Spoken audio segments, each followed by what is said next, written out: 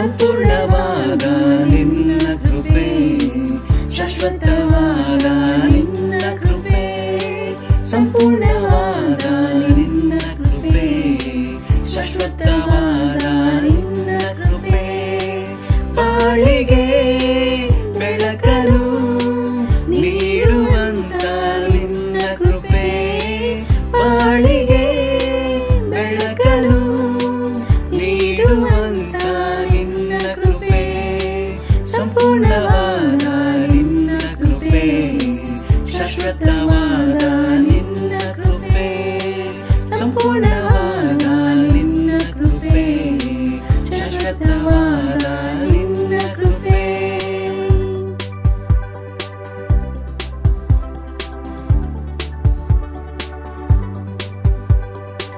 ಪಾಪಿಗೆ ಬಿಡುಗಡೆ ನೀಡಿದಂತ ನಿನ್ನ ಕೃಪೆ, ಪರಲೋಕದ ಭಾಗ್ಯವ ದಯಪಾಲಿಸಿದ ನಿನ್ನ ಕೃಪೆ, ಪಾಪಿಗೆ ಬಿಡುಗಡೆ ನೀಡಿದಂತ ನಿನ್ನ ಕೃಪೆ, ಪರಲೋಕದ ಭಾಗ್ಯವ ದಯಪಾಲಿಸಿದ ನಿನ್ನ ಕೃಪೆ, ಆತ್ಮದೇವನೇ ನಿನ್ನ ಕೃಪೆ, ಆರಾಧ್ಯ ದೇವನೇ ನಿನ್ನ ಕೃಪೆ, ಆತ್ಮದೇವನೇ ನಿನ್ನ ಕೃಪೆ, ಆರಾಧ್ಯ ದೇವನೇ ನಿನ್ನ ಕೃಪೆ, ಬಾಳಿಗೆ ಬೆಳಕನ್ನು ನೀಡುವಂತ ನಿನ್ನ ಕೃಪೆ, ಬಾಳಿಗೆ ಬೆಳಕನ್ನು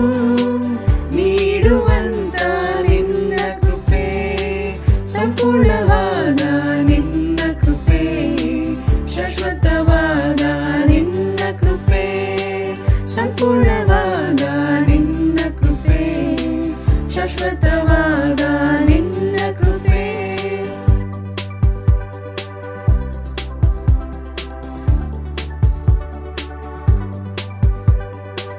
ಕರುಣೆಯ ತೋರಿದ ಪರಿಶುದ್ಧವಾದ ನಿನ್ನ ಕೃಪೆ, ನಿತ್ಯವಾದ ಮರಣದಿಂದ ಬಿಡುಗಡೆ ಮಾಡಿದ ನಿನ್ನ ಕೃಪೆ, ಕರುಣೆಯ ತೋರಿದ ಪರಿಶುದ್ಧವಾದ ನಿನ್ನ ಕೃಪೆ, ನಿತ್ಯವಾದ ಮರಣದಿಂದ ಬಿಡುಗಡೆ ಮಾಡಿದ ನಿನ್ನ ಕೃಪೆ, ಆತ್ಮದೇವನೇ ನಿನ್ನ ಕೃಪೆ, ಆರೋಗ್ಯದಾತನೇ ನಿನ್ನ ಕೃಪೆ, ಆತ್ಮದೇವನೇ ನಿನ್ನ ಕೃಪೆ, ಆರೋಗ್ಯದಾತನೇ ನಿನ್ನ ಕೃಪೆ, ಬಾಳಿಗೆ ಬೆಳಕನ್ನು ನೀಡುವಂತ ನಿನ್ನ ಕೃಪೆ, ಬಾಳಿಗೆ ಬೆಳಕನ್ನು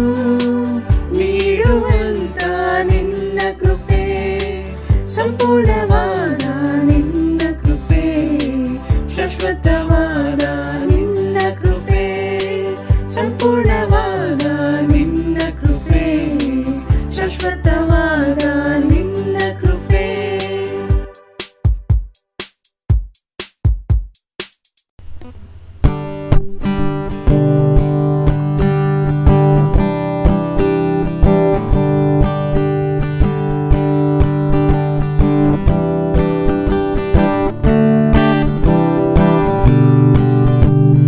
ನಾವು ಇಲ್ಲಿ ಯಾತ್ರಿಕರು, ಚೀಯೋನಿಗೆ ಹೋಗುವೆವು, ಯೇಸು ತಾನೇ ಮುಂದೆ ಹೋಗ ಸ್ವರ್ಗ ಸೇರುವರೆಗೂ, ಸ್ವರ್ಗ ಮಹಿಮೆಯಾಲಿ ನಾವು ಸೇರಿದಾಗ ಎಷ್ಟಾನಂದವು, ಆಗಲೇ ಸೋನೋಲಿ ಮಹಾನಂದದಿಂದ ಹಾಡುವೆವು, ಯಾತ್ರೆ ಉತ್ತವಾಗಿದ್ದಾಗ್ಯೂ ಹರ್ಷದಿಂದ ಸಾಗುವೆವು, ಇಕ್ಕಟ್ಟಾದ ಮಾರ್ಗದಿಂದ ಮುಂದೆ ಸಾಗಿ ಹೋಗುವ, ಸ್ವರ್ಗ ಮಹಿಮೆಯಾಲಿ ನಾವು ಸೇರಿದಾಗ ಎಷ್ಟಾನಂದವು, ಆಗಲೇ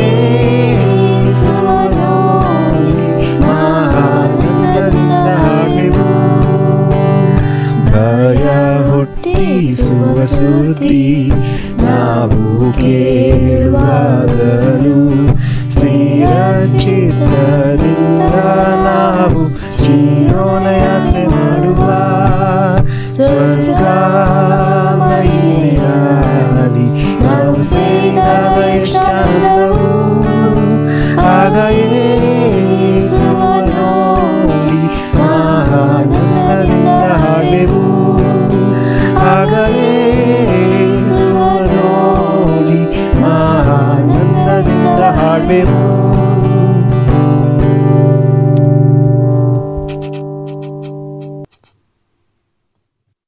ಗುಡ್ ಮಾರ್ನಿಂಗ್ ಸಹೋದರ ಮತ್ತು ಸಹೋದರಿಯರೇ ಹಾಗೂ ಸ್ನೇಹಿತರೆ, ನಿಮ್ಮೆಲ್ಲರಿಗೂ ಭಾರತಿ ಕ್ರಿಸ್ತನ ಸಭೆ ಕನ್ನಡ ಆನ್ಲೈನ್ ಸರ್ವಿಸ್ಗೆ ಸ್ವಾಗತ ಸುಸ್ವಾಗತ. ತುಂಬ ಸಂತೋಷ ಆಗುತ್ತೆ ನೀವೆಲ್ಲರೂ ದೇವರ ಬಳಿ ಬಂದಿರುವುದನ್ನು ನೋಡುವಾಗ. ಇವತ್ತು ದೇವರು ಅದ್ಭುತ ಸಂದೇಶವನ್ನು ಕೊಡಲಿದ್ದಾರೆ. ಈ ಕೂಟನ ಪ್ರಾರಂಭ ಮಾಡೋಕ್ಕಿಂತ ಮುಂಚೆ ನಾವು ಒಂದು ವಚನ ನೋಡೋಣ. ಕೀರ್ತನೆಗಳು 145 1 ನೋಡೋಣ. ನನ್ನ ದೇವರೇ, ನನ್ನ ಒಡೆಯನೇ, ನಿನ್ನನ್ನು ಘನಪಡಿಸುವೆನು, ನಿನ್ನ ನಾಮವನ್ನು ಯುಗಾಯುಗಾಂತರಗಳಲ್ಲಿಯೂ ಕೊಂಡಾಡುವೆನು. ದಿನಪ್ರತಿ ನಿನ್ನನ್ನು ಕೀರ್ತಿಸುವೆನು, ನಿನ್ನ ನಾಮವನ್ನು ಯುಗಾಯುಗಾಂತರಗಳಲ್ಲಿಯೂ ಸ್ತುತಿಸುವೆನು. ಆಮೆನ್. ಸಹೋದರ ಮತ್ತು ಸಹೋದರಿಯರೇ, ಇಲ್ಲಿ ದಾವೀದ ಕುಮಾರರು ಹೇಳ್ತಾ ಇದ್ದಾರೆ, ನಾವು ದೇವರನ್ನು ಯಾವಾಗಲೂ ಕೊಂಡವರಾಗಿರ್ಬೇಕು, ಅವರೇ ನಮಗೆ ಒಡೆಯರಾಗಿರ್ಬೇಕು. ದೇವರು ಬಿಟ್ಟು ಯಾವ ವಿಷಯಗಳು ನಮ್ಮನ್ನ ಆಳದೇ ಇರಬೇಕು. ದೇವರು ನಮ್ಮನ್ನ ಸೃಷ್ಟಿ ಮಾಡಿದ್ದು ಅವ್ರನ್ನ ಸ್ತುತಿಸಕ್ಕೆ. ನಾವು ಪ್ರತಿದಿನ ಅವ್ರಿಗೆ ನಾವು ಸ್ತುತಿ ಮಾನ ಸಲ್ಲಿಸೋರಾಗಿರ್ಬೇಕಂತ ನಾನು ನಿಮ್ಮನ್ನ ಪ್ರೋತ್ಸಾಹಿಸ್ತೀನಿ. ಈ ಸಮಯದಲ್ಲಿ ನಾವು ಈ ಕೂಟವನ್ನು ಪ್ರಾರಂಭಿತ ಮಾಡೋಕ್ಕಿಂತ ಮುಂಚೆ ಪ್ರಾರ್ಥಿಸೋಣ. ಸರ್ವಶಕ್ತನಾಗಿರುವಂಥ ದೇವರೇ, ಅದ್ಭುತವಾಗಿರುವಂಥ ಕರ್ತರೆ, ನಿಮ್ಮ ನಾಮವು ಪರಿಶುದ್ಧವಾಗಲಿ. ದೇವರೇ, ನಿಮ್ಮ ನಾಮವು ಯಾವಾಗಲೂ ಸ್ತುತಿಸಲ್ಪಡಲಿ. ದೇವರೇ ತಂದೆ, ವಾಕ್ಯಗಳು ಹೇಳುವ ಪ್ರಕಾರ ತಂದೆ ದಿನ ಪ್ರತಿ ನಿಮ್ಮನ್ನ ನಾವು ಸ್ತುತಿಸೋರಾಗಿರಬೇಕು. ತಂದೆ, ನೀವೇ ನಮ್ಮ ಒಡೆಯರಾಗಿದ್ದೀರಿ, ನೀವೇ ನಮ್ಮ ರಕ್ಷಕರಾಗಿದ್ದೀರಿ. ನಿಮಗೆ ಬಹಳ ಕೃತಜ್ಞತೆ.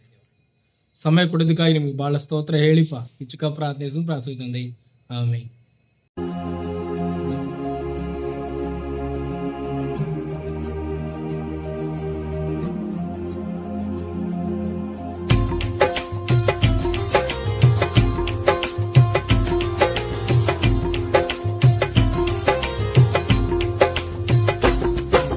ಪ್ರೀತಿಸುವೆ ಇನ್ನು ಹೆಚ್ಚಾಗಿ, ಆರಾಧಿಸುವೆ ಇನ್ನು ದಾಹಿ.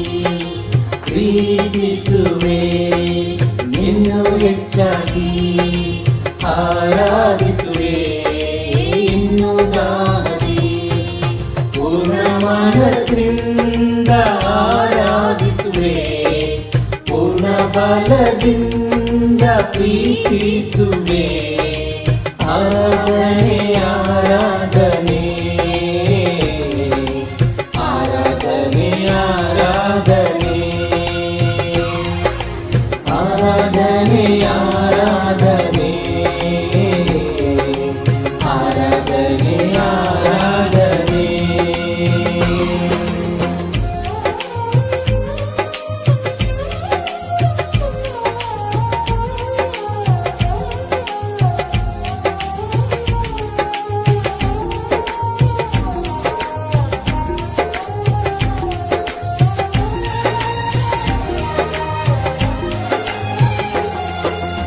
ಎಬಿನೆಜರೇ, ಎಬಿನೆಜರೇ, ಇದುವರೆಗೂ ಸಹಾಯ ನೀವೇ. ಎಬಿನೆಜರೇ, ಎಬಿನೆಜರೇ, ಇದುವರೆಗೂ ಸಹಾಯ ನೀವೇ. ಇದುವರೆಗೂ ಸಹಾಯ ನೀವೇ.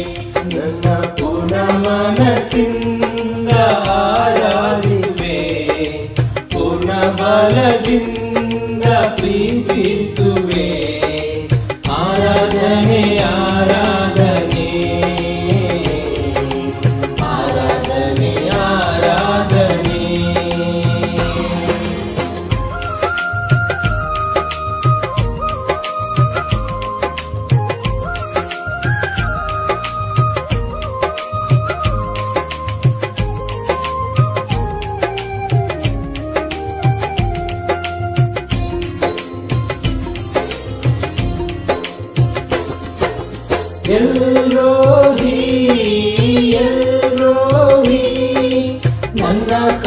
ಕಾಡುವೆ ಸ್ತೋತ್ರಯ್ಯ. ಎಲ್ರೋಹಿ ಎಲ್ರೋಹಿ ನನ್ನ ಕಾಡುವೆ ಸ್ತೋತ್ರಯ್ಯ. ನನ್ನ ಕಾಡುವೆ ಸ್ತೋತ್ರಯ್ಯ. ನನ್ನ ಪೂರ್ಣ ಮನಸ್ಸಿಂದ ಆರಾಧಿಸುವೆ, ಪೂರ್ಣ ಬಲದಿಂದ ಪ್ರೀತಿಸುವೆ. ಆರಾಧನೆ ಆರಾಧನೆ ಆರಾಧನೆ ಆರಾಧನೆ.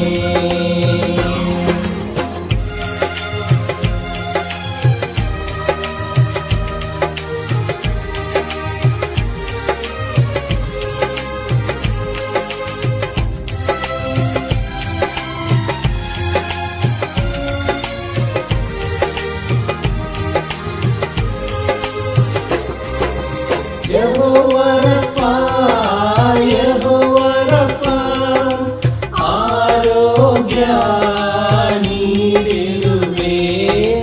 ಯೆಹೋವ ರಫಾ ಯೆಹೋವ ರಫಾ ಆರೋಗ್ಯ ನೀಡಿರುವೆ. ಆರೋಗ್ಯ ನೀಡಿರುವೆ. ನನ್ನ ಪೂರ್ಣ ಮನಸ್ಸಿಂದ ಆರಾಧಿಸುವೆ, ಪೂರ್ಣ ಬಲದಿಂದ ಪ್ರೀತಿಸುವೆ. ಆರಾಧನೆ ಆರಾಧನೆ ಆರಾಧನೆ ಆರಾಧನೆ. ಪ್ರೀತಿಸುವೆ ಇನ್ನು ಹೆಚ್ಚಾಗಿ, ಆರಾಧಿಸುವೆ ಇನ್ನು ದಾಗದಿ. ಪ್ರೀತಿಸುವೆ ಇನ್ನು ಹೆಚ್ಚಾಗಿ, ಆರಾಧಿಸುವೆ ಇನ್ನು ದಾಗದಿ. ಪೂರ್ಣ ಮನಸ್ಸಿಂದ ಆರಾಧಿಸುವೆ, ಪೂರ್ಣ ಬಲದಿಂದ ಪ್ರೀತಿಸುವೆ. ಪೂರ್ಣ ಮನಸ್ಸಿಂದ ಆರಾಧಿಸುವೆ, ಪೂರ್ಣ ಬಲದಿಂದ ಪ್ರೀತಿಸುವೆ. ಆರಾಧನೆ ಆರಾಧನೆ ಆರಾಧನೆ ಆರಾಧನೆ ಆರಾಧನೆ ಆರಾಧನೆ ಆರಾಧನೆ ಆರಾಧನೆ.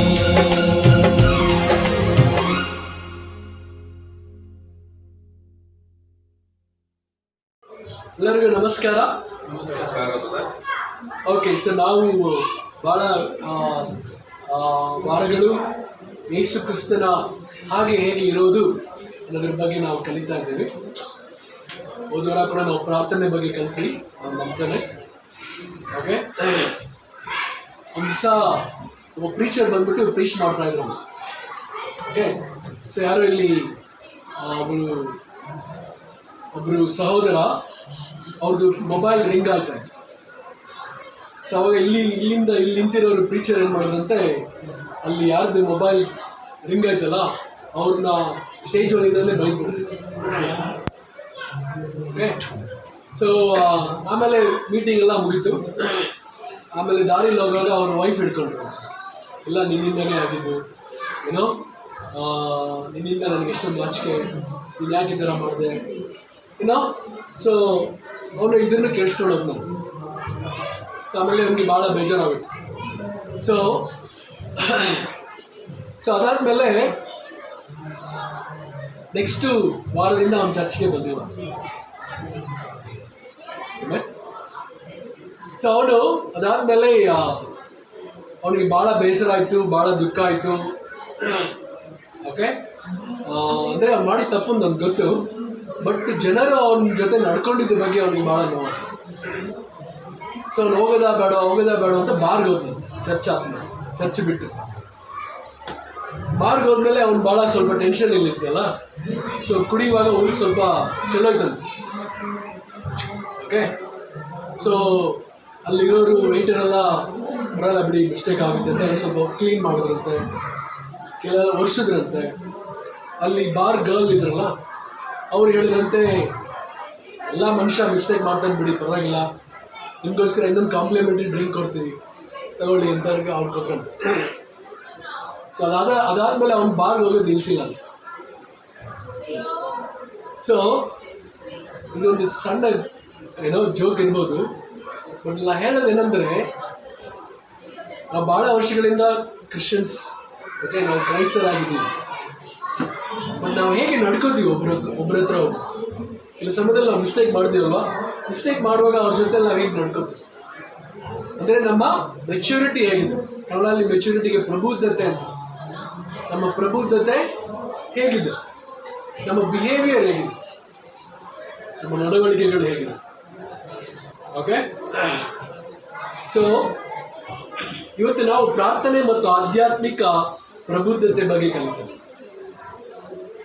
ಓಕೆ, ಸೊ ಇವರು ಆತ್ಮೀಯವಾಗಿ ಮೆಚೂರ್ಡ್ ಆಗಿದ್ದಾರೆ, ಪ್ರಬುದ್ಧರಾಗಿದ್ದಾರೆ ಅಂತ ನಾವು ಹೇಗೆ ಕರಿಬೋದು. ಓಕೆ, ಸೊ ಹೋದ ವಾರ ನಾವು ಭಾಳ ವಿಷಯಗಳನ್ನ ನಾವು ಕಲಿತಲ್ವ ಪ್ರಾರ್ಥನೆ ಬಗ್ಗೆ.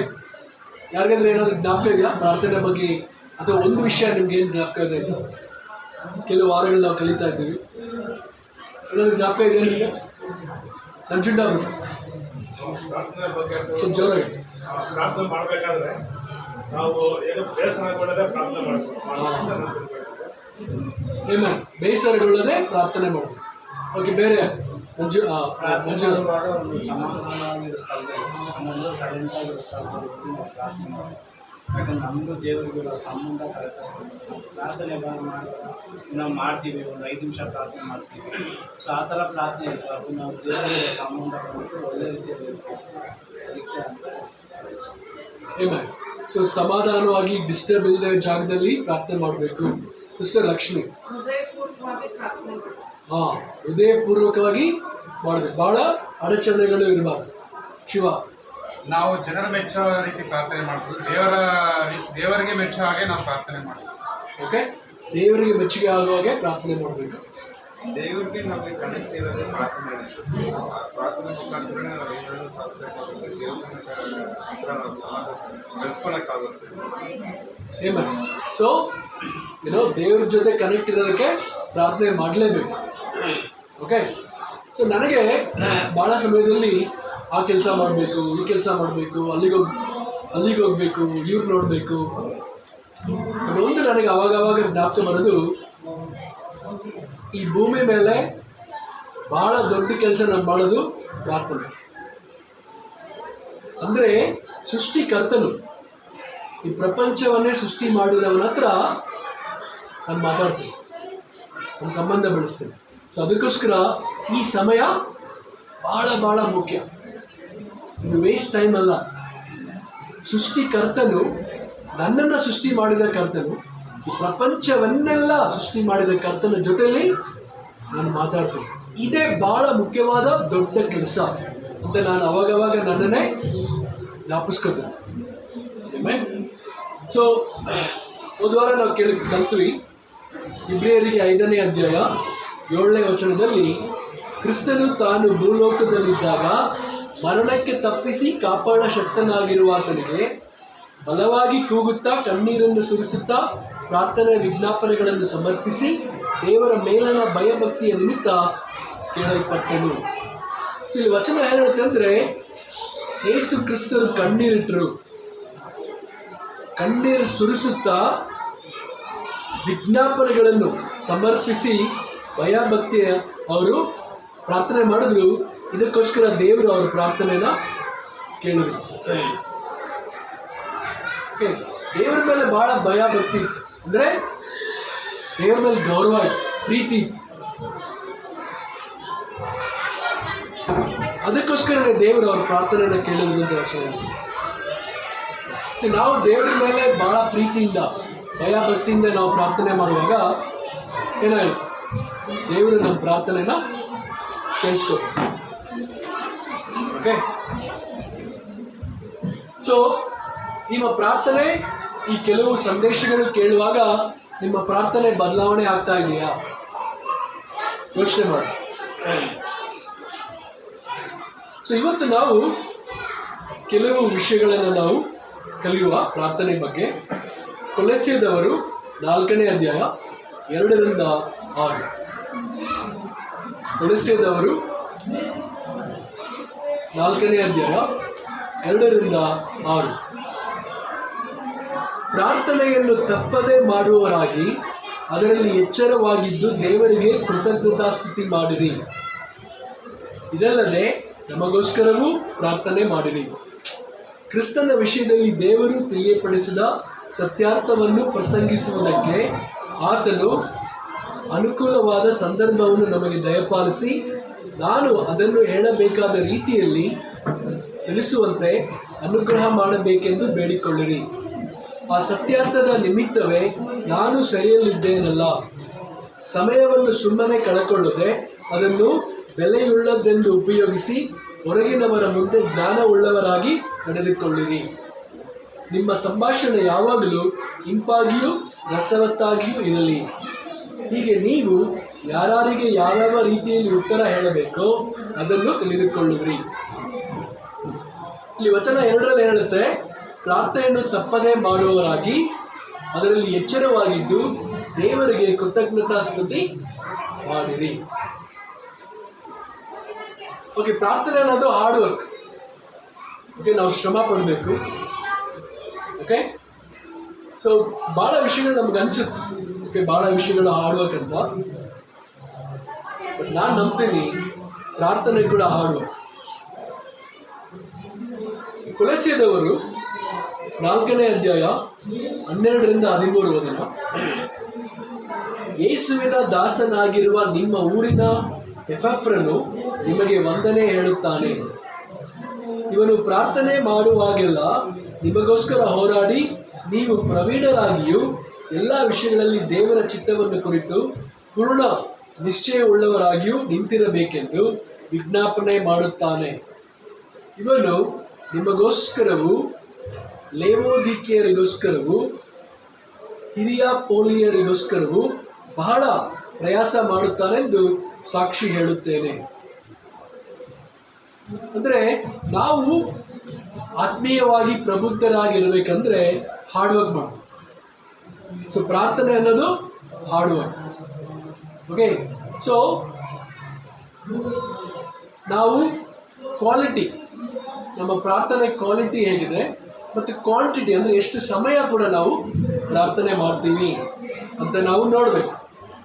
ಕೆಲವು ಸಮಯದಲ್ಲಿ ನಾವು 2 ನಿಮಿಷ 5 ನಿಮಿಷ ನಾವು ಪ್ರಾರ್ಥನೆ ಮಾಡ್ತೀವ ಮತ್ತು ನಮ್ಮ ಕ್ವಾಲಿಟಿ ಹೇಗಿದೆ. ನಾವು ಒಬ್ಬರು ಜನರ ಜೊತೆಲಿ ನಾವು ಭಾಳ ಕ್ಲೋಸ್ ಆಗಬೇಕಂದ್ರೆ, ಮಂಜುನಾಥ್ ಅಂದರೆ ನಾನು ಕ್ಲೋಸ್ ಆಗಬೇಕಂದ್ರೆ ಏನು ಮಾಡಬೇಕು, ಅವ್ರ ಹತ್ರ ಸ್ವಲ್ಪ ಕಾಲ ಕಲಿಬೇಕು.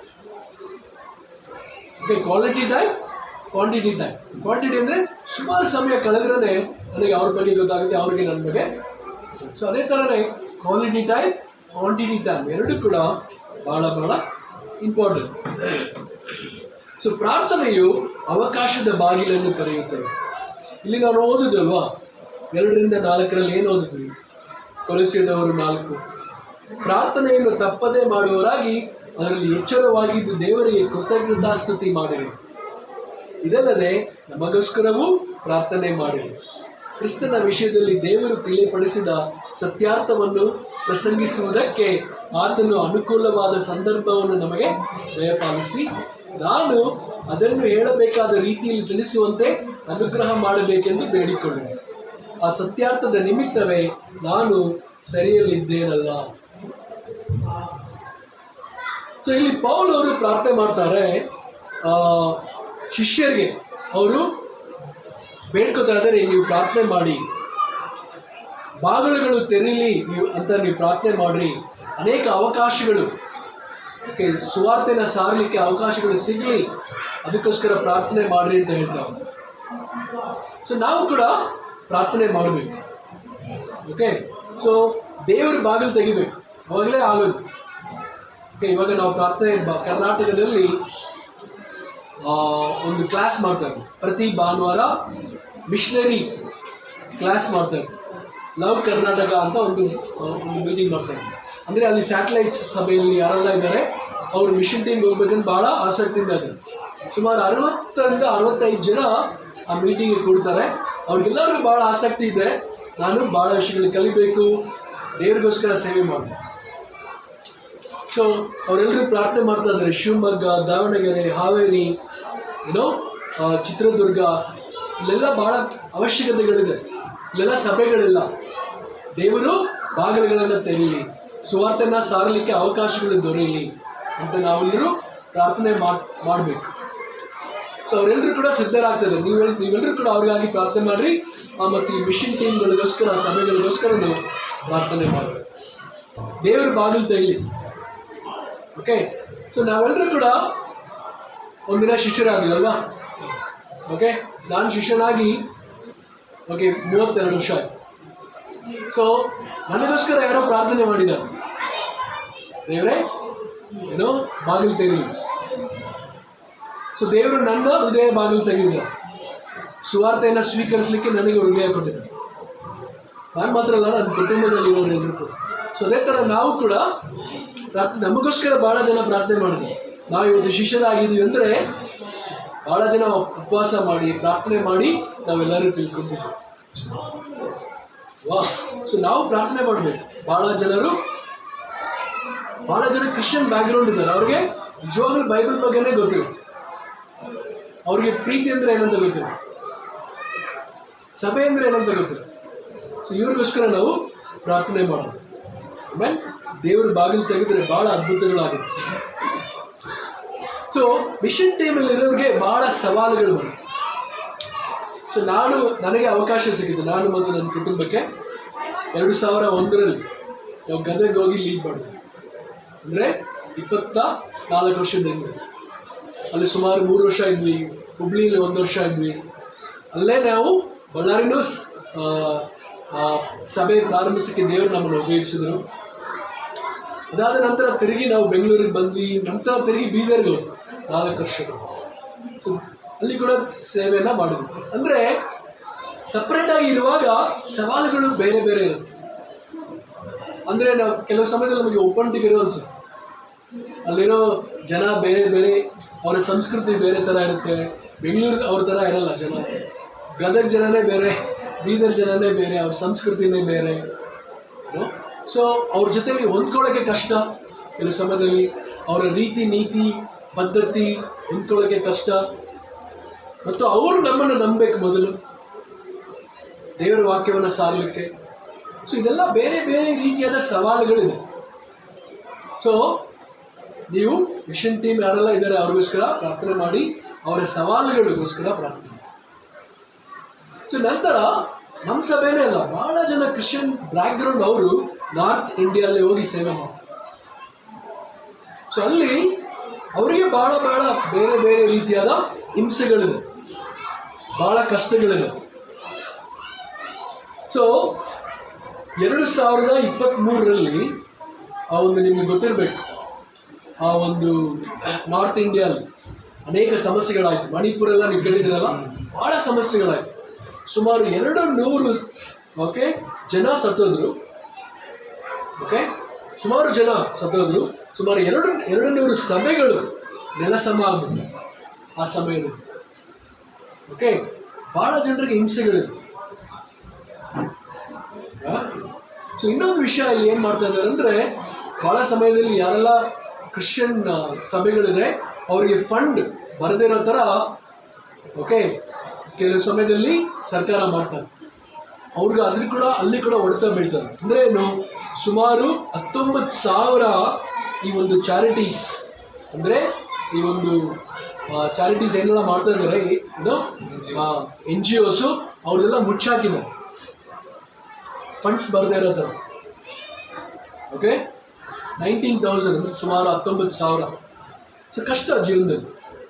ಸೊ ನಾವು ಕೆಲವು ಸಮಯದಲ್ಲಿ ನಮ್ಮದೇ ಎಷ್ಟೊಂದು ಕಷ್ಟ ಇದೆ, ನಮ್ಮ ಕುಟುಂಬದಲ್ಲೇ ಎಷ್ಟೊಂದು ಕಷ್ಟ ಇದೆ, ಇದಕ್ಕೆ ಪ್ರಾರ್ಥನೆ ಮಾಡೋಕ್ಕೆ ಟೈಮ್ ಇಲ್ಲ. ಒಂದು ವಿಷಯ ನಾವೆಲ್ಲ ಅರ್ಥ ಮಾಡ್ಕೊಬೇಕು, ನಮ್ಮ ಮೆಚುರಿಟಿ, ನಮ್ಮ ಪ್ರಬುದ್ಧತೆ ಅಂದರೆ ನಾವು ಹೊರಗಡೆ ಇರುವಂಥ ಕಷ್ಟಗಳನ್ನು ನೋಡಿ ಪ್ರಾರ್ಥನೆ ಮಾಡುವಾಗ ದೇವರು ನಮ್ಮ ಸಮಸ್ಯೆಗಳು ಭಾಳ ಚಿಕ್ಕದಾಗಿ ನೋಡೋಕ್ಕೆ ಸಹಾಯ ಮಾಡ್ತಾರೆ. ಇಲ್ಲಾಂದರೆ ಏನಾಗುತ್ತೆ ಗೊತ್ತಾ, ನಮ್ಮ ಸಮಸ್ಯೆನೇ ದೊಡ್ಡದು, ನಮ್ಮ ಫ್ಯಾಮಿಲಿ ಸಮಸ್ಯೆನೇ ದೊಡ್ಡದು ಅಂತ ನಾವು ಅಂದ್ಕೊಂಡು ಜೀವನ ಮಾಡ್ತಾನೆ ಇರ್ತೀವಿ. ಆದರೆ ನಾನು ಕೂಡ ಅದೇ ರೀತಿನೇ ಸಭೆಗೆ ಬರೋಕ್ಕಿಂತ ಮುಂಚೆ ನಮ್ಮ ಕುಟುಂಬದಲ್ಲಿ ಎಷ್ಟೊಂದು ಕಷ್ಟ ಇದೆ ಆ ಥರ ಅಂದ್ಕೊಂಡಿದ್ದೆ. ಬಟ್ ಸಭೆಗೆ ಬಂದ ಮೇಲೆ ಜನರ ಜೀವನ ನೋಡುವಾಗ ಅಯ್ಯೋ ನಂದೇ ಎಷ್ಟೋ ಪರವಾಗಿಲ್ಲ ಬೆಟರು, ಇದೆಲ್ಲ ಎಷ್ಟೊಂದು ಕಷ್ಟ ಇದೆ ಅಂತ ನೋಡಿ ನಾನು ಪ್ರಾರ್ಥನೆ ಮಾಡೋಕ್ಕೆ ಶುರು ಮಾಡಿದೆ.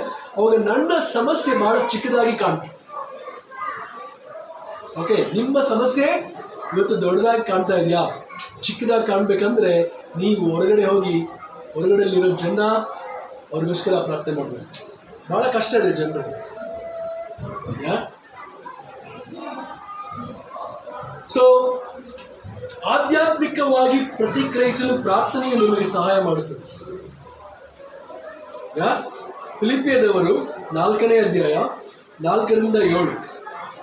ಯಾವಾಗಲೂ ಕರ್ತನಲ್ಲಿ ಸಂತೋಷಿಸಿರಿ, ಸಂತೋಷ ಪಡಿರಿ ಎಂದು ತಿರುಗಿ ಹೇಳುತ್ತೇನೆ. ನಿಮ್ಮ ಸೈರಣೆಯು ಎಲ್ಲ ಮನುಷ್ಯರಿಗೆ ಗೊತ್ತಾಗಲಿ, ಕರ್ತನು ಹತ್ತಿರವಾಗಿದ್ದಾನೆ. ಯಾವ ಸಂಬಂಧವಾಗಿಯೂ ಚಿಂತೆ ಮಾಡದೆ ಸರ್ವ ವಿಷಯದಲ್ಲಿ ದೇವರ ಮುಂದೆ ಕೃತಜ್ಞತಾ ಸ್ತುತಿಯನ್ನು ಪ್ರಾರ್ಥನೆ ವಿಜ್ಞಾಪನೆಗಳನ್ನು ಮಾಡುತ್ತಾ ನಿಮಗೆ ಬೇಕಾದದ್ದನ್ನು ತಿಳಿಯಪಡಿಸಿರಿ. ಆಗ ಎಲ್ಲ ಗ್ರಹಿಕೆಯನ್ನು ಮೀರುವ ದೇವಶಾಂತಿಯು ನಿಮ್ಮ ಹೃದಯಗಳನ್ನು ಯೋಚನೆಗಳನ್ನು ಕ್ರಿಸ್ತ ಯೇಸುವಿನಲ್ಲಿ ಕಾಯುವುದು. ಸೊ ಏನು ಹೇಳ್ತಾರೆ? ಯಾವಾಗಲೂ ಸಂತೋಷವಾಗಿರ್ರಿ. ಹೆಂಗ್ ಬ್ರೋ ಸಾಧ್ಯ? ಸಮಸ್ಯೆಗಳು ಬರುವಾಗ, ಸವಾಲುಗಳು ಬರುವಾಗ ಸಂತೋಷವಾಗಿರೋಕೆ ಹೆಂಗೆ ಸಾಧ್ಯ? ಅಂದರೆ ಖಂಡಿತವಾಗ್ಲೂ ನಮ್ಮ ಸಮಸ್ಯೆನ ದೇವ್ರು ಕೊಟ್ಬಿಟ್ರೆ, ನಮ್ಮ ಭಾರನೆಲ್ಲ ದೇವ್ರು ಕೊಟ್ಬಿಟ್ರೆ ನಾವು ಹಗುರವಾಗಿರ್ತೀವಿ. ನಮಗೆ ನಂಬಿಕೆ ಇರುತ್ತೆ, ನನ್ನ ಕಷ್ಟಗಳನ್ನ ದೇವ್ರು ನೋಡ್ಕೊತಾರೆ. ಅವಾಗ ನಮಗೆ ಸಂತೋಷವಾಗಿರೋಕ್ಕೆ ಸಾಧ್ಯ ಆಗುತ್ತೆ, ಇಲ್ಲಾಂದರೆ ಕಷ್ಟ. ಬೈಬಲಲ್ಲಿ ನಾವು ಮಾಡೋಕ್ಕೆ ಆಗದೆ ಇರೋದನ್ನ ಬೈಬಲಲ್ಲಿ ಹೇಳಲ್ಲ. ಏನು ನಮಗೆ ಮಾಡೋಕ್ಕೆ ಆಗುತ್ತೋ ಅದನ್ನೇ ಬೈಬಲ್ ಹೇಳುತ್ತೆ. ಉದಾಹರಣೆಗೆ ಆಕಾಶದ ಮಂಜುನಾಥ್ ಅವ್ರ ತಂದೆ ಅವ್ರು ಬಂದ್ಬಿಟ್ಟು ಆಕಾಶಕ್ಕೆ ಹೇಳಲ್ಲ 100 ರೂಪಾಯಿ ಕೊಟ್ಬಿಟ್ಟು 10,000 ರೂಪಾಯಿ ಸಾಮಾನು ತಗೊಂಬ ಅಂತ ಹೇಳ್ತೀರಾ? ಖಂಡಿತ ಆಗಲ್ಲ. ಯಾಕಂದರೆ ನಾನು ಎಷ್ಟು ಕೊಟ್ಟಿದ್ದೀನಿ ಅಷ್ಟು ಮಾತ್ರ ಅವನಿಗೆ ಹೇಳ್ಬೋದು ತಗೊಂಬ ಅಂತ ಅಲ್ವಾ? ಸೊ ಅದೇ ಥರ ದೇವರು ಕೂಡ ಹಂಗೆ ನಮ್ಗೆ ಏನು ಆಗುತ್ತೋ ಅದನ್ನೇ ಮಾಡೋಕ್ಕೆ ಹೇಳ್ತಾರೆ. ನಮ್ಮ ಕೈಲಿ ಆಗದೆ ಇರೋದನ್ನ ಮಾಡೋಕ್ಕೆ ಹೇಳಲ್ಲ. ಸೊ ಅದು ನಮಗೆ ನಂಬಿಕೆ ಇರೋದು. ಏನು ಬ್ರೋ ಭಾಳ ಕಷ್ಟವಾಗಿ ಹೇಳಿದ್ದಾರೆ ದೇವರು, ಖಂಡಿತ ನಮಗೆ ಮಾಡೋಕ್ಕೆ ಸಾಧ್ಯ. ಕೆಲವು ಸಮಯದಲ್ಲಿ ನಮ್ಮ ಸ್ವಂತ ಶಕ್ತಿಯಿಂದ ನಾವು ಹೋಗ್ತೀವಿ ಮಾಡೋಕ್ಕೆ, ನಮ್ಮ ಸ್ವಂತ ಶಕ್ತಿಯಿಂದ ಆಗಲ್ಲ, ದೇವರ ಶಕ್ತಿಯಿಂದ ನಾವು ಮಾಡ್ತೀವಿ. ಭಾಳ ಸಮಯದಲ್ಲಿ ಅನೇಕ ಪಾಪಗಳನ್ನ ನಾವು ಅನ್ಕೊತೀವಿ ನನ್ನ ಕೈಯಲ್ಲಿ ಬದಲಾವಣೆಗಾಗಲ್ಲ. ಯಾಕಾಗಲ್ಲ? ಮೇಬಿ ನಿಮ್ಮ ಸ್ವಂತ ಶಕ್ತಿಯಿಂದ ಹೋಗ್ತಾ ಇದೆಯಾ? ಸೊ ಸ್ವಲ್ಪ ಬದಲಾಯಿಸಿ ದೇವ್ರ ಶಕ್ತಿಯಿಂದ ಹೋಗಿ. ದೇವ್ರ ಶಕ್ತಿಯಿಂದ ಹೋದಾಗ ಯಾವುದೇ ಪಾಪ ಎಷ್ಟೇ ವರ್ಷಗಳಿಂದ ನೀವು ಅದನ್ನು ಎದುರಿಸ್ತಾ ಇರ್ಬೋದು, ಅಥವಾ ಎಷ್ಟೇ ದೊಡ್ಡ ಪಾಪ ಇರ್ಬೋದು, ದೇವರ ಶಕ್ತಿಯಿಂದ ಹೋದಾಗ ಎಷ್ಟೇ ದೊಡ್ಡ ಪಾಪಗಳಿಂದ ನೀವು ಹೊರಗೆ ಬರೋಕ್ಕೆ ಸಾಧ್ಯ, ಬದಲಾವಣೆ ಆಗೋಕ್ಕೆ ಸಾಧ್ಯ. ಸೊ ದೇವರು ನಮ್ಮ ಜೊತೆ ಇದ್ದಾರೆ ಅಂತ ನೀವು ನಂಬ್ತೀರಾ? ಬೈಬಲ್ ಹೇಳುತ್ತೆ ದೇವರು ನಮ್ಮ ಜೊತೆಲಿ ನಮ್ಮ ಹತ್ರ ಇದ್ದಾರೆ ಯಾವಾಗಲೂ ಅಂತ. ಓಕೆ, ಕೆಲವು ಸಮಯದಲ್ಲಿ ಹೆಂಡತಿ ಗಂಡ ಜಗಳ ಆಡ್ತಾ ಇರ್ತೀರ ಅಂತ. ಓಕೆ, ಅವಾಗ ಯಾರಾದ್ರೂ ಚರ್ಚ್ ಲೀಡರ್ ಯಾರಾದ್ರೂ ಇದ್ದು ಪಾಸ್ಟರ್ಸ್, ಓಕೆ, ಅವಾಗ ಹೆಂಗೆ ಆಡ್ತೀರಾ ನೀವು ಜಗಳ ಅವ್ರ ಎದುರುಗಡೆ? ಓಕೆ, ಸ್ವಲ್ಪ ಭಯ ಭಕ್ತಿ ಇರುತ್ತೆ ಅಲ್ವಾ? ಓಕೆ, ಸೊ ಬಟ್ ದೇವ್ರು ಇದ್ದಾರೆ ಅಂತ ತಿಳ್ಕೊಳ್ಳಿ. ನಿಮ್ಮ ಪಕ್ಕದಲ್ಲಿ ನೀವು ಮಾತಾಡುವಾಗ ಯೋಚನೆ ಮಾಡಿ, ನೀವೇನಾದ್ರೂ ಬಿಹೇವಿಯರ್ ನಡವಳಿಕೆ ಮಾಡುವಾಗ ಯೋಚನೆ ಮಾಡಿ, ದೇವ್ರು ಇದ್ದಾರೆ, ದೇವ್ರು ಕೇಳಿಸ್ಕೊಂತಾರೆ, ದೇವ್ರು ನೋಡ್ತಾ ಇದ್ದಾರೆ. ಈ ರೀತಿ ಯೋಚನೆ ಮಾಡಿ. ಅವಾಗ ನೀವು ನಿಮ್ಮ ಗಂಡನ ಜೊತೆಯಲ್ಲಿ ಹೇಗೆ ಮಾತಾಡ್ತೀರಿ, ಹೆಂಡತಿ ಜೊತೆಯಲ್ಲಿ ಹೇಗೆ ಮಾತಾಡ್ತೀರಿ, ಮಕ್ಕಳ ಜೊತೆಯಲ್ಲಿ ಹೇಗೆ ಮಾತಾಡ್ತೀರಿ, ಸ್ನೇಹಿತರ ಜೊತೆಯಲ್ಲಿ ಹೇಗೆ ಮಾತಾಡ್ತೀರಿ, ಮಾತಾಡುವಂಥ ವಿಧಾನ ಬದಲಾವಣೆ ಆಗ್ತಾ ಇಲ್ವಾ? ದೇವ್ರು ಕೇಳಿಸ್ಕೊತಾ ಇದ್ದಾರೆ, ದೇವ್ರು ನೋಡ್ತಾ ಇದ್ದಾರೆ ಅಂತ ಅಂದ್ಕೊಳ್ಳುವಾಗ ವಿಧಾನ ಚೇಂಜ್ ಆಗುತ್ತಾ ಇಲ್ವಾ? ಖಂಡಿತ ಅಲ್ವಾ? So let's do that. So Bible ಹೇಳುತ್ತೆ 6ನೇ ವಚನದಲ್ಲಿ, ಯಾವ ಸಂಬಂಧವಾಗಿಯೂ ಚಿಂತೆ ಮಾಡದೆ. ಇವತ್ತು ನಿಮ್ಗೆ ಏನು ಚಿಂತೆ ಕಾಡ್ತಾ ಇರುತ್ತೆ? ಓಕೆ, ಒಬ್ಬರಿಗೆ ಒಂದೊಂದು ಚಿಂತೆ. ಬೈಬಲ್ ಏನು ಹೇಳುತ್ತೆ? ಯಾವ ವಿಷಯದಲ್ಲೂ ನೀವು ಚಿಂತೆ ಮಾಡಬಾರ್ದು. ಕೆಲವು ಸಮಯದಲ್ಲಿ ದೇವ್ರು ಏನು ಮಾಡಬೇಡ ಅಂತಾರೆ, ನಾವು ಅದನ್ನೇ ಮಾಡುತ್ತೆ. ಏನು ಮಾಡು ಅಂತಾರೆ, ಅದನ್ನು ಮಾಡಬೇಕು. ಓಕೆ, ಸೊ ದೇವ್ರು ಹೇಳ್ತಾರೆ ಚಿಂತೆ, ಎಲ್ಲ ವಿಷಯ ನೀನು ನನಗೆ ಕೊಡು, ನೀನು ಆರಾಮಾಗಿ ನಾನು ನೋಡ್ಕೊಂಡು. ಸ್ಟೀಫನ್ಗೆ ಏನಾದ್ರು ಚಿಂತೆ ಇದೆಯಾ? ಕ್ರಿಸ್ಟಲ್ ಸ್ಕೂಲ್ಗೆ ಸೇರಬೇಕು, ಅಡ್ಮಿಷನ್ ಬಿಡಿ ಫ್ರೀ. ಓಕೆ, ಸೊ ಮನೆಯಲ್ಲಿ ರೇಷನ್ ಏನು ಮಾಡೋದು, ಗ್ಯಾಸ್ ಖಾಲಿ ಆಗೋಯ್ತು, ಏನು ಮಾಡೋದು? ಚಿಂತೆ ಮಾಡ್ತಾರ ಸ್ಟೀಫನ್ ಹೋಗೋದು? ಹಾಂ, ಬಿಂದಾಸ್ ಅವನು. ಹಾಂ, ಅವ್ನಿಗೆ ಚಿಂತೆನೇ ಇಲ್ಲ. ಯಾಕೆ? ನಾವು ಅಪ್ಪ ಇದೆ ನೋಡ್ಕೊಂತಾನೆ. ಆ್ಯಂಡ್ ಶಿವ ಕೂಡ ಭಾಳ ಜವಾಬ್ದಾರಿ ಅಲ್ವಾ? ಶಿವ ಅಷ್ಟೊಂದು ಜವಾಬ್ದಾರಿ ಇರುವಾಗ ಮೇಲಿರುವಂಥ ಪರಮೇಶ್ವರ ಎಷ್ಟೊಂದು ಜವಾಬ್ದಾರಿ ಆಗಿದೆ. ಹಾಂ, ಜವಾಬ್ದಾರಿ ಆಗಿದ್ದಾರೆ ಅಲ್ವಾ? ಸೊ ನಾವ್ಯಾಕೆ ಟೆನ್ಷನ್ ತಗೋಬೇಕು? ನಾವು ಈ ಟೆನ್ಷನ್ ತಗೊತಾ ಇದ್ದೀವಿ ಅವಾಗ. ಅಯ್ಯೋ ಏನು ಮಾಡೋದು ಗೊತ್ತಿಲ್ಲ ಅವರು, ಕರೆಂಟ್ ಬಿಲ್ ಕಟ್ಟಿಲ್ಲ, ರೇಷನ್ ಇಲ್ಲ ಬ್ರದರ್, ಏನು ಮಾಡೋದು? ಚಿಂತೆ ಮಾಡ್ತಾ ಇದ್ದೀವ? ಅಥವಾ ಬೈಬಲ್ ಅಂತ ಯಾವ ವಿಷಯದಲ್ಲೇ ಚಿಂತೆ ಮಾಡೋದು? ಅದೇನೇ ಇರಲಿ, ಅದೇ ದುಡ್ಡು ಇರ್ಬೋದು, ಕೆಲಸ ಇರ್ಬೋದು, ಸಂಬಂಧಗಳಿರ್ಬೋದು, ಏನೇ ಇರ್ಬೋದು, ಅದೆಲ್ಲ ದೇವ್ರು ಕೊಟ್ಬಿಟ್ಟು ಆರಾಮಾಗಿ ಟೆನ್ಷನ್ ಇಲ್ಲ. ಇವಾಗ ನಿಮ್ಗೇನು ಟೆನ್ಷನ್ ಇದೆ, ಆ ಟೆನ್ಷನ್ ನೀವೇ ಇಟ್ಕೊಂಡಿದ್ರೆ ಟೆನ್ಷನ್ ಇನ್ನೂ ಜಾಸ್ತಿ ಆಗುತ್ತೆ. ಟೆನ್ಷನ್ ದೇವ್ರು ಕೊಟ್ಬಿಟ್ರೆ ನೀವು ಆರಾಮಾಗಿ. ಆಯ್ಕೆ ನಿಮ್ಮದು. ನೀವು ಕೊಟ್ಟರೆ ಒಳ್ಳೇದು, ಕೊಟ್ಟಿಲ್ಲ ಅಂದರೆ ನಿಮ್ಗೆ ಒಳ್ಳೇದ. ಓಕೆ, ಸಿ ಇಷ್ಟೊಂದು ದೊಡ್ಡ ಭಾರನ ನೀವು ಕೆಳಗಡೆ ಇಡ್ಬೋದು. ನೀವು ತಲೆ ಮೇಲೆನೇ ಇಟ್ಕೊಂಡಿರ್ತೀರಂದ್ರೆ ಅದು ನಿಮ್ಮ ಇಷ್ಟ, ಆಯ್ಕೆ ನಿಮ್ದು. ಅಂದರೆ ದೇವ್ರು ಕೊಟ್ಬಿಡಿ ಭಾರ. ದೇವ್ರು ಹೇಳ್ತಾರೆ ನಾನು ನೋಡ್ಕೊಂತ.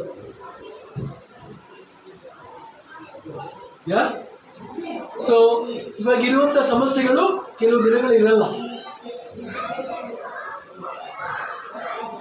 ಓಕೆ, ನಾನು ಮೊನ್ನೆ ಸ್ವಲ್ಪ ಪುಸ್ತಕಗಳೆಲ್ಲ ಕ್ಲೀನ್ ಮಾಡುವಾಗ ನನ್ನದೊಂದು ಅಭ್ಯಾಸ ಇತ್ತು, ಪ್ರಾರ್ಥನೆನ ಬರೀತಾ ಇತ್ತು.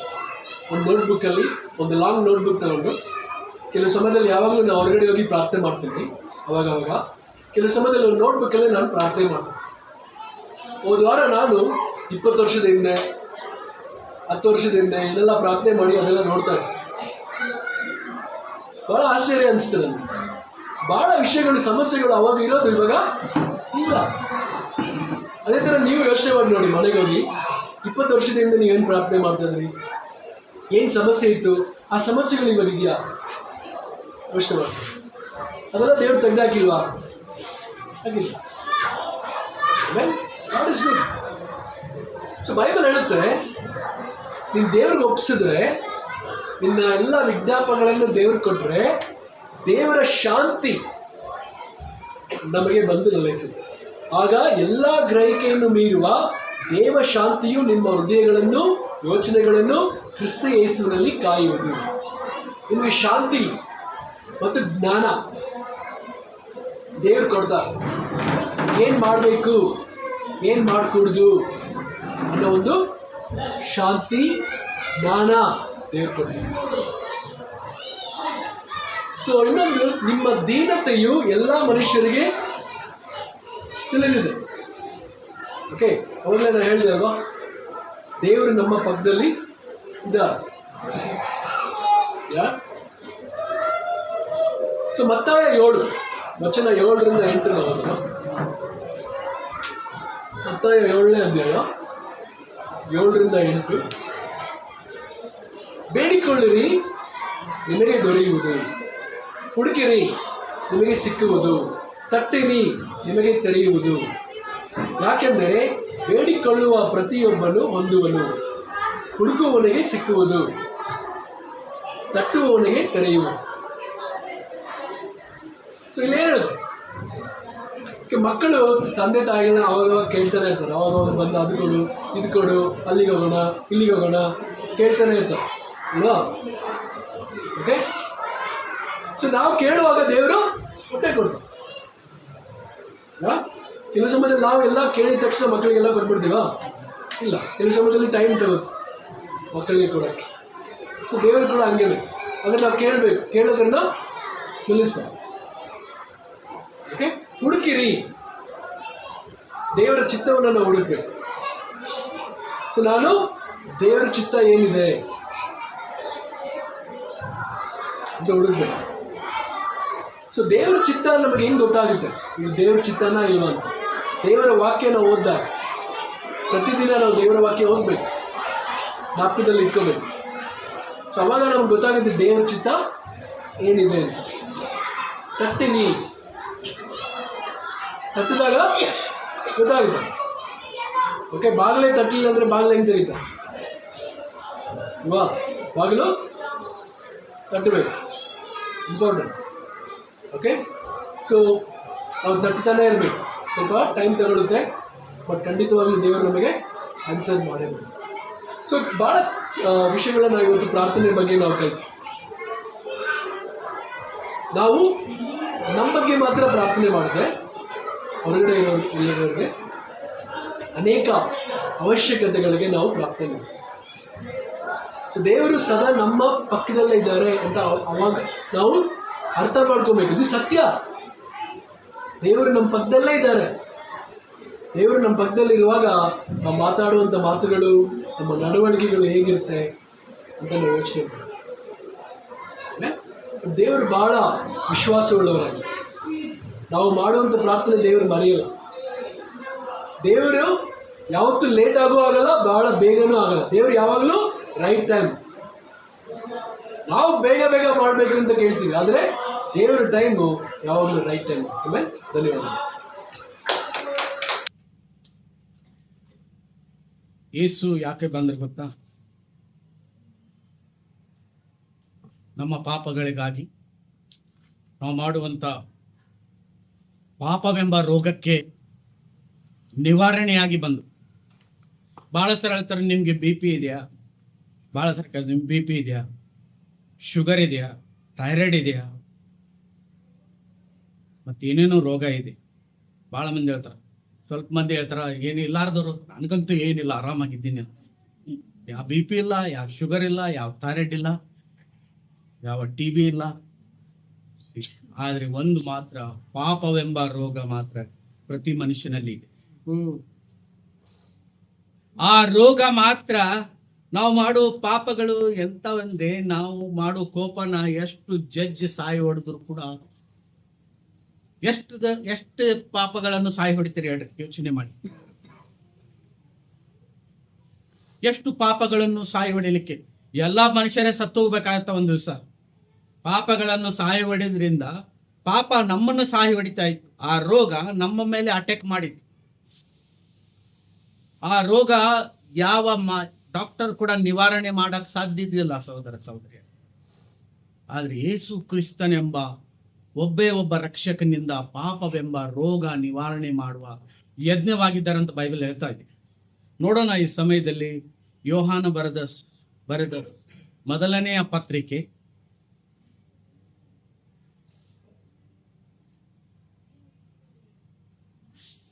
2ನೇ ಅಧ್ಯಾಯ 2ನೇ ವಚನವನ್ನು ನಾವು ನೋಡ್ತೀನಿ. ಯೋಹಾನ ಬರೆದ ಮೊದಲನೆಯ ಪತ್ರಿಕೆ 2ನೇ ಅಧ್ಯಾಯ 2ನೇ ವಚನವನ್ನು ಓದ್ತೀನಿ. ಆತನು ನಮ್ಮ ಪಾಪಗಳನ್ನು ನಿವಾರಣೆ ಮಾಡುವ ಯಜ್ಞವಾಗಿದ್ದಾನೆ.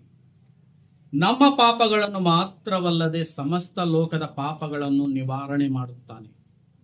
ಇಲ್ಲಿ ಯೇಸು ಕ್ರಿಸ್ತರು ಏನು ಹೇಳ್ತಾ ಇದ್ದಾರೆ ಅಂದ್ರೆ, ಯೇಸು ಕ್ರಿಸ್ತರ ಬಗ್ಗೆ ಏನು ಹೇಳ್ತಾ ಇದ್ದಾರೆ? ಆತನು ನಮ್ಮ ಪಾಪಗಳನ್ನು ನಿವಾರಣೆ ಮಾಡುವಂತ ಯಜ್ಞವಾಗಿದ್ದಾನೆ.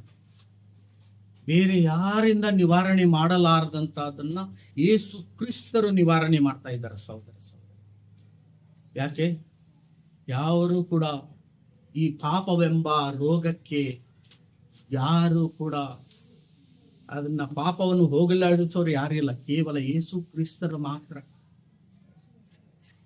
ಆಮೆನ್. ಇವತ್ತು ನಾವು ಉನ್ನತ ಜಾತಿಯವರು ಇರ್ಬೋದು, ಸಣ್ಣ ಜಾತಿ ಇರ್ಬೋದು, ಎಲ್ಲರೂ ಕೂಡ ಪಾಪ ಮಾಡಿದ್ದಾರೆ. ಅದಕ್ಕೆ ಬ್ರಹ್ಮಾಪುರ 3:23 ಹೇಳ್ತಾರೆ, ಹೆಚ್ಚು ಕಡಿಮೆ ಏನಿಲ್ಲ, ಎಲ್ಲರೂ ಪಾಪ ಮಾಡಿ ದೇವರ ಮಹಿಮೆಯನ್ನು ಹೊಂದದೆ ಹೋಗಿದ್ದಾರೆ.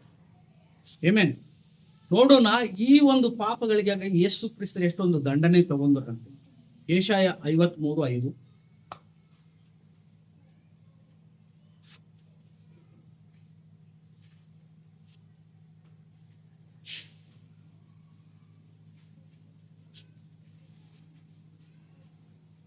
ಯೆಶಾಯ 53ನೇ ಅಧ್ಯಾಯ 5ನೇ ವಚನವನ್ನು ಓದಿ.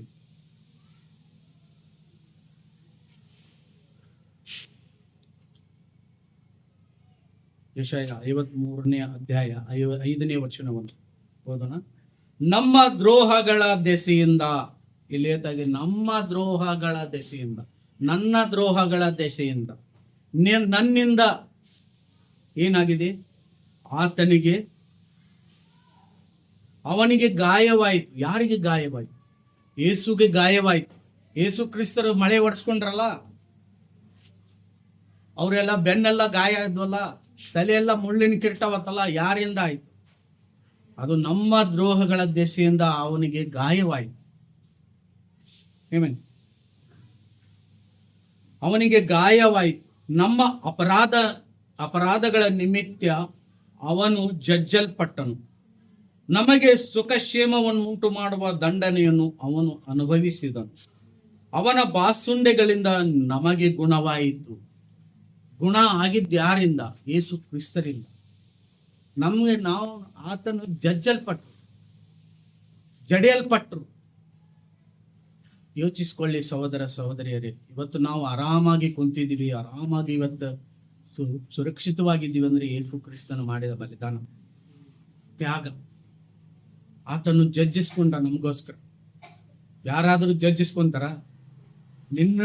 ನಿನ್ನಗೋಸ್ಕರ ನಾ ಯಾಕೆ ಹೊಡ್ತಾ ತಿನ್ಲಿ ಅನ್ನೋಂಥ ಈ ಕಾಲದಲ್ಲಿ, ಈ ಒಂದು ಜನಾಂಗದಲ್ಲಿ ನಾವು ನಿನಗೋಸ್ಕರ ನಾನು ಯಾಕೆ ಮಾಡ್ಲಿ ಅನ್ನುವಂಥ ಇದರಲ್ಲಿ ಯೇಸು ಕ್ರಿಸ್ತ ನಿಸ್ವಾರ್ಥಿಯಾಗಿ ತನ್ನ ಪ್ರಾಣವನ್ನು ಕೊಟ್ಟು, ನಿಸ್ವಾರ್ಥ, ಯಾವ ಸ್ವಾರ್ಥ ಇಲ್ಲದ ಒಂದು ಪ್ರಾಣ ಅಂದ್ರೆ ಅದು ಯೇಸು ಕ್ರಿಸ್ತನ ಪ್ರಾಣ. ನಿಸ್ವಾರ್ಥ ಇಲ್ಲಾರ್ದಂತ ಒಂದು ತ್ಯಾಗ ಅಂದ್ರೆ ಯೇಸು ಕ್ರಿಸ್ತರದು. ನಿಜವಾಗ್ಲೂ ಇವತ್ತಿನ ದಿವಸ ನಾವು ನಿರ್ಧಾರ ಮಾಡಬೇಕಾಗಿದೆ. ನಮಗೆ ಒಂದು ರೋಗ ಇತ್ತು, ರೋಗ ಇಲ್ಲ ಅನ್ಬಾರ್ದು. ಇವಾಗಲೂ ಕೂಡ ಆ ರೋಗ ಇದು. ಕೋಪವೆಂಬ ರೋಗ ಇರ್ಬೋದು, ಆಧಾರವೆಂಬ ರೋಗ ಇರ್ಬೋದು, ಚಾಡಿ ಹೇಳೋ ರೋಗ ಇರ್ಬೋದು, ಸುಳ್ಳು ಹೇಳುವಂಬ ರೋಗ ಇದೆ. ಈ ರೋಗಕ್ಕೆ ಯಾರೆಲ್ಲ ಪರಿಹಾರ ಕೊಟ್ಟರು ಗೊತ್ತಾ? ಯೇಸು ಕ್ರಿಸ್ತರು. ಇವತ್ತು ಕೂಡ ಆ ರೋಗಗಳು ನಮ್ಮನ್ನು ಬಿಡ್ತಾ ಇಲ್ಲ. ಒಂದೊಂದು ತರ ರೋಗ, ಜಂಬ ಎಂಬ ರೋಗ, ಅಹಂಕಾರ ಎಂಬ ರೋಗ, ಈ ರೋಗದಲ್ಲಿ ನಾವು ಬಳಲ್ತಾ ಇದ್ದೀವಿ. ಬಹಳ ಜಲ್ದಿ ಸಿಟ್ಟು ಬರ್ತೈತಿ. ಹೆಂಡತಿ ಮೇಲೆ ಸಿಟ್ಟುಕೊಳ್ಳುವಂಥ ರೋಗ, ಹೆಂಡತಿ ಗಂಡನ ಮೇಲೆ ಸಿಟ್ಟುಕೊಳ್ಳುವಂಥ ರೋಗ. ಈ ರೋಗ ನಮ್ಮ ಜೀವನದಲ್ಲಿ ತುಂಬಾ ಇದೆ ಸಹೋದರ ಸಹೋದರಿಯರು. ಆಮೆನ್. ಈ ರೋಗಕ್ಕೆ ನಿವಾರಣೆ ಯಾರಂದ್ರೆ ಯೇಸು ಕ್ರಿಸ್ತರು ಮಾತ್ರ. ಅವರ ರಕ್ತ ಮಾತ್ರ ಸಹೋದರ ಸಹೋದರಿಯರು ತುಂಬಾ ಮುಖ್ಯ. ನಾವು ಇವಾಗಲೂ ಕೂಡ ಹೋರಾಡ್ತಾ ಇದ್ವಿ ಅನೇಕ ರೋಗಗಳ ವಿಷಯದಲ್ಲಿ. ಈ ಶಾರೀರಿಕ ರೋಗ ಬೇರೆ, ಆತ್ಮಿಕವಾದಂಥ ಒಳಗಿನ ರೋಗ ಬೇರೆ. ಆಮೇನ್. ಈ ರೋಗ ಮುಖ್ಯವಾಗಿ, ಈ ರೋಗದಿಂದ ಮನುಷ್ಯ ಬಿಡುಗಡೆ ಆಗ್ಬೇಕಾಗಿದೆ, ಪರಿಹಾರ ಆಗ್ಬೇಕಾಗಿದೆ. ಆಮೇನ್. ಅದಕ್ಕಾಗಿ ನಾವು ನಮ್ಮ ದೇವರಾದಂಥ ಯೇಸು ಕ್ರಿಸ್ತನ ರೋಗ ನಿವಾರಣೆ ಮಾಡುವಂಥ ಯೇಸು ಕ್ರಿಸ್ತನ ಅವರು ದೇಹದವೆಂಬ ರೊಟ್ಟಿಗಾಗಿ, ಅವರ ರಕ್ತವೆಂಬ ನಿವಾರಣೆ ರಕ್ತವೆಂಬ ದ್ರಾಕ್ಷರಸಕ್ಕಾಗಿ ನಾವು ಪ್ರಾರ್ಥನೆ ಮಾಡೋಣ. ಸರ್ವಶಕ್ತರಾಗಿರುವ ದೇವರೇ, ನಾವೆಲ್ಲರೂ ರೋಗಿಗಳು, ಕುಷ್ಠರೋಗಿಗಳು. ದೇವ, ಕುಷ್ಠರೋಗಿಗಳಿಗೆ ಯಾವ ರೀತಿಯಾದ ಕಾಟ ಇತ್ತು, ಆ ರೀತಿಯಾದ ನಮ್ಮ ಪಾಪವೆಂಬ ರೋಗದಲ್ಲಿ ಬಿದ್ದಿದ್ದೀವಿ ಸ್ವಾಮಿ. ನಮ್ಮನ್ನು ಬಿಡುಗಡೆ ಮಾಡಿದಂಥ ದೇವರೇ ಸ್ತೋತ್ರ ಸ್ವಾಮಿ. ನಮಗೆ ಪಾಪವೆಂಬ ಒಂದು ಕಲಂಕ ಇತ್ತು, ಒಂದು ಪಟ್ಟಿ ಬರೆದಿತ್ತು, ಇವರು ಪಾಪಿಗಳೆಂಬ. ಆದರೆ ನೀತಿವಂತನೆಂಬ ನಿರ್ತಿವಂತನೆಂಬ ಪಟ್ಟಿಯನ್ನು ನಮಗೆ ಕೊಟ್ರಿ. ಶುದ್ಧನೆಂಬ ಪಟ್ಟಿಯನ್ನು ನಮಗೆ ಕೊಟ್ರಿ. ದೇವರ ಮಗನೆಂಬ ಪಟ್ಟಿಯನ್ನು ನಮಗೆ ಕೊಟ್ರಿ. ದೇವರಿಗೆ ಶತ್ರುಗಳಾಗಿರುವ ನಾವು ಇವತ್ತು ದೇವರಿಗೆ ವೈರಿಗಳಾದ ನಾವು ದೇವರಿಗೆ ಒಂದು ಮಿತ್ರನಾಗಿ ಮಾಡಿದಂಥ ಮಹಾದೇವರಾಗಿದ್ರಿ ಸ್ವಾಮಿ. ಬಹಳ ಸ್ತೋತ್ರ. ಈ ರೋಗದಲ್ಲಿ ಇವತ್ತೂ ಕೂಡ ಬಳದಾಡ್ತಾ ಇದ್ವಿ. ಕೋಪ, ಆವೇಶ, ದೇವರೇ ಎಷ್ಟೊಂದು ಇನ್ನೊಬ್ಬರ ಮೇಲೆ ದೋಷ, ಹೊಟ್ಟೆ ಕಿಚ್ಚು, ಇವೆಲ್ಲ ರೋಗಗಳಲ್ಲಿ ನಾವಿದ್ದೀವಿ ಸ್ವಾಮಿ. ದಯವಿಟ್ಟು ಇದರಿಂದ ಹೊರಬರಲಿಕ್ಕೆ ಸಹಾಯ ಮಾಡಿ. ಹೊರಬರಬೇಕಂದ್ರೆ ಯೇಸು ಕ್ರಿಸ್ತನು ಒಬ್ಬರೇ ಮಾತ್ರ. ಆತನು ಶಿಲುಬೆ ಮರಣ ಮಾತ್ರ. ಆತನು ಸಕಲ ಪಾಪವನ್ನು ನಿವಾರಣೆ ಮಾಡುವ ಯಜ್ಞವಾಗಿದ್ದಾನೆ ಸ್ವಾಮಿ. ಬಹಳ ಸ್ತೋತ್ರ ಸ್ವಾಮಿ. ನಿಮ್ಮ ದೇಹವನ್ನು ಸೂಚಿಸುವಂತ ರೊಟ್ಟಿಗಾಗಿ, ನಿಮ್ಮ ರಕ್ತವನ್ನು ಸೂಚಿಸುವಂತ ದ್ರಾಕ್ಷರಸಕ್ಕಾಗಿ ನಾನು ಬಹಳ ಕೃತಜ್ಞತೆ ಹೇಳ್ತಾ ಈ ಪ್ರಾರ್ಥನೆಯನ್ನು ಯೇಸು ನಾಮದಲ್ಲಿ ಬೇಡ್ಕೊಳ್ತೇನೆ. ಆಮೆನ್.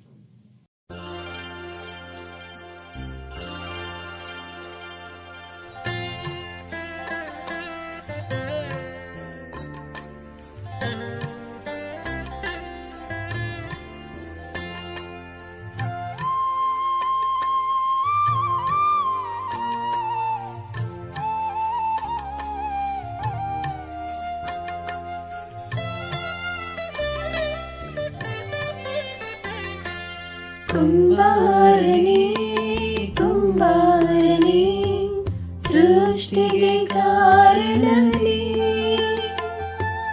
ಜೇಡಿ ಮಣ್ಣಾದ ನನ್ನನು ದೃಷ್ಟಿಸಿ ನೋಡಿದೆನಿ. ಕುಂಬಾರನೇ ಕುಂಬಾರನೇ ಸೃಷ್ಟಿಗೆ ಕಾರಣನೇ, ಜೇಡಿ ಮಣ್ಣಾದ ನನ್ನನು ದೃಷ್ಟಿಸಿ ನೋಡಿದೆನಿ.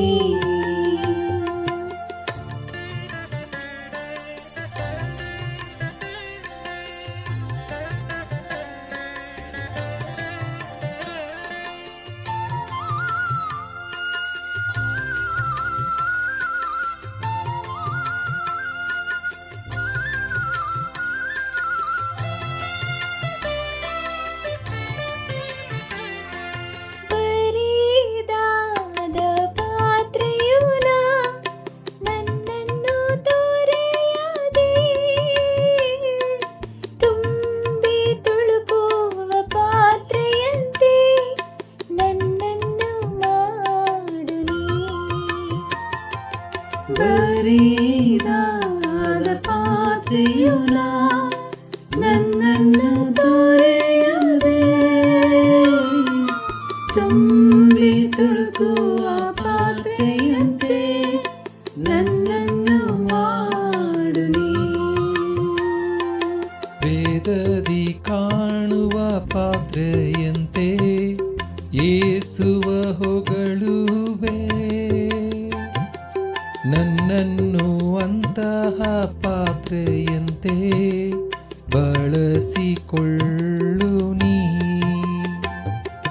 ಕುಂಬಾರನೇ ಕುಂಬಾರನೇ ಸೃಷ್ಟಿಗೆ ಕಾರಣನೇ, ಜೇಡಿ ಮಣ್ಣಾದ ನನ್ನನು ದೃಷ್ಟಿಸಿ ನೋಡಿದೆನಿ.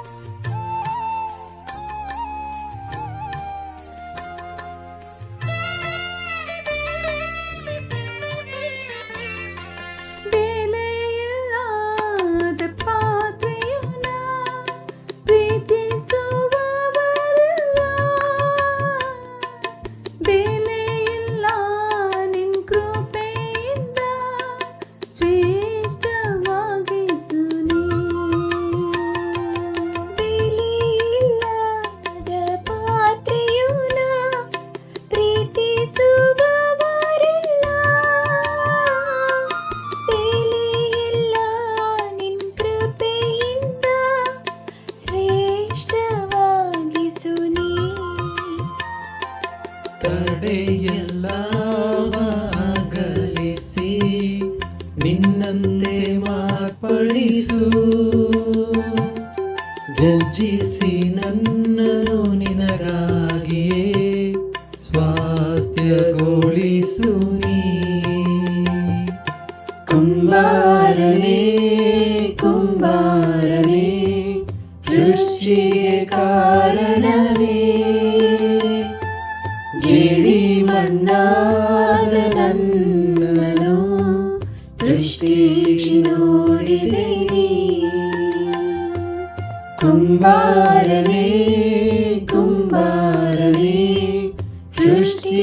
ಕಾರಣವೇ